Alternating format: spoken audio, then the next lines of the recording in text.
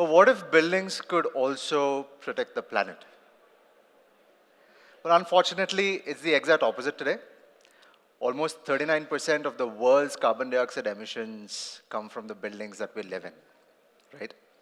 And if we continue down the path that we're on, every brick that we lay, every bit of concrete that we pour is adding more fuel to the climate fire. But what if there was a way that we could essentially turn buildings into agents of climate change reversal? Well, I'm here to answer that question.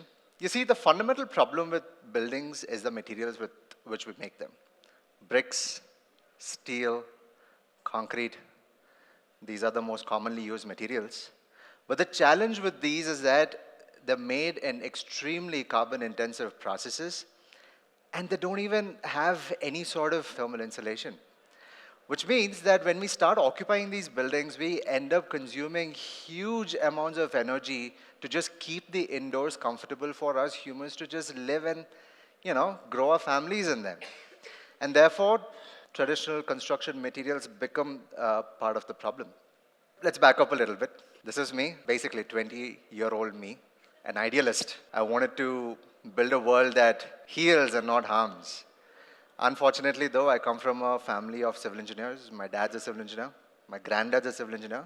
So when it was my time to choose, at the age of 19, I decided I'll also become a civil engineer. I was exposed to construction at very early on, so it did not give me the kind of satisfaction that I thought it would give me. And one fine day, when I learned about bioconcretes back in 2014, I suddenly felt like I found my life's purpose. 10 years since then, we ended up creating Agrocrete. This is the world's first verified carbon-negative bioconcrete that uses 0% cement. We make it entirely out of crop residues like paddy straw, bagasse, cotton stalks, corn stalks, and byproducts from the steel, power, construction, mining, ceramics, literally every industry that produces waste becomes Agrocrete. So we've been able to patent Agrocrete in India, UK, South Africa, Thailand. Hopefully, by the end of this financial year, we'll also have patents in US, Australia, Europe, and the rest of the world.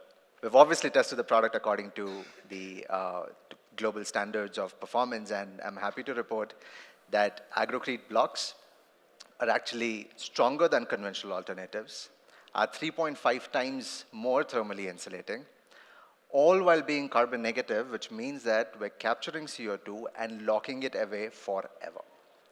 This is what the composition looks like. It's 50% straw, the stuff that farmers burn, and then we also use fillers. This is essentially where the industrial byproducts come into the picture. So we use C&D waste, construction and demolition waste, fly ash, reclaimed excavation soil, ceramic residue, mining residue, quarrying residue, and so on. And then the most important component, we don't use any cement, which means that there has to be some sort of a magic dust, and that's binder. This is our proprietary innovation, and it's made entirely from the slags of the iron and steel industry. So we went out there and invented an alternative cement. But the bonus is here, right? Because we're also using crop residues, and that's another large problem that we're looking to solve. In India, approximately 100 million tons of crop residues are burnt, causing almost 150 million tons of CO2 emissions. And today, because of Agrocrete, farmers don't need to burn their waste anymore. They actually create wealth from it. And in the past 2.5 years of us manufacturing this industrially, we've been able to support 150 farmers by improving their income by more than 25%. This particular structure, it's a 10,000 square feet, 5-story building in Vizianagaram. It is definitely a hot place. And here we've been able to demonstrate 60% lower electricity consumption as compared to neighboring structures. And we've been able to capture a total of almost 4 tons of carbon dioxide in this particular building. This is another individual residence in Visakhapatnam. Almost 8 out of 12 months in a year, at least, you end up using air conditioning in Vizag. This place does not use any air conditioning. It hasn't even been installed. And this is another project that we did up in the hills of Uttarakhand in Satali. This is one other project where the energy consumption is quite low. In the past 2.5 years of our operations, we've been able to capture 250 metric tons of carbon dioxide.